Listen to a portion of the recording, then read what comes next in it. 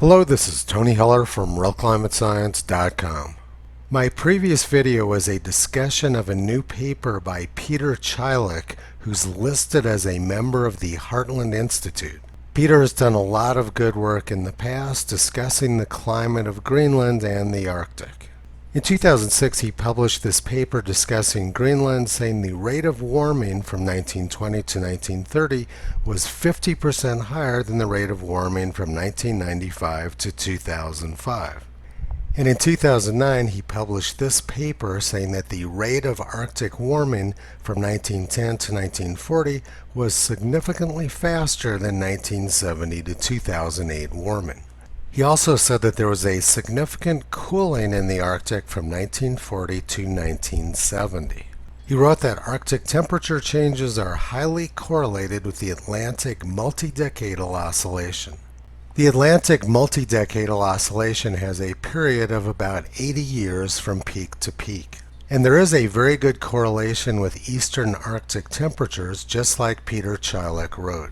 The blue line shows temperatures at Reykjavik, the capital of Iceland, and the red line shows the Atlantic multi-decadal oscillation going back to the year 1900. As you can see, the correlation between the two is excellent, just like Peter Chilik said. But Peter Chilik has a brand new paper, which is being advertised by Los Alamos National Lab as being something completely different from his prior work. It says Arctic temperatures are increasing 4 times faster than global warming, discusses melting of the Greenland ice sheet and rising sea levels in the context of carbon dioxide. Chilik said 30 years is considered the minimum to represent climate change. But the period of the Atlantic multi-decadal oscillation is more like 80 years. If you choose a 30-year period, you're going to get an incorrect trend.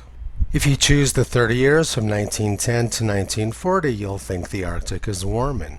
If you choose the 30 years from 1940 to 1970, when CO2 levels were higher, you'd think the Arctic was cooling. And if you pick the last 30 years, you'd think the Arctic was warming. Chilik went on to say, we attributed the first step to increasing concentrations of carbon dioxide. But carbon dioxide levels were higher when Reykjavik was cooling after 1940 than when Reykjavik was warming prior to 1940, so that doesn't make any sense. I've contacted both Chilik and the author of this article to try to understand what's going on. Is Chilik's work being misrepresented by Los Alamos National Laboratory, or has he actually gone over to the dark side? Chilik's discussion of sea level was also very surprising. Sea level has risen about 120 meters or 400 feet over the last 20,000 years, most of which occurred between 14,000 years ago and 7,000 years ago. Recent sea level rise has been quite slow. At Sydney Harbor, sea level is about the same now as it was 100 years ago. At Stockholm, Sweden, sea level is falling at about the same rate as it was in 1890. This means that Greta has to walk further to get to the beach.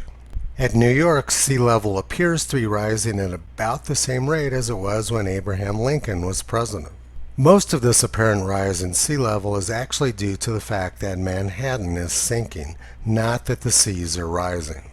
Sea level rise at Manhattan and at every other location in the northeastern United States is lower than the lowest scenario predicted by the National Oceanic and Atmospheric Administration. There's no indication that humans or carbon dioxide have had any impact on the rate of sea level rise. Toto is looking forward to hearing back from Peter Chilik and Los Alamos National Laboratories in order to understand what's going on with this strange new paper. You can visit Toto, Kyrie, Caesar, Toki, and Upala on the web at RealClimateScience.com.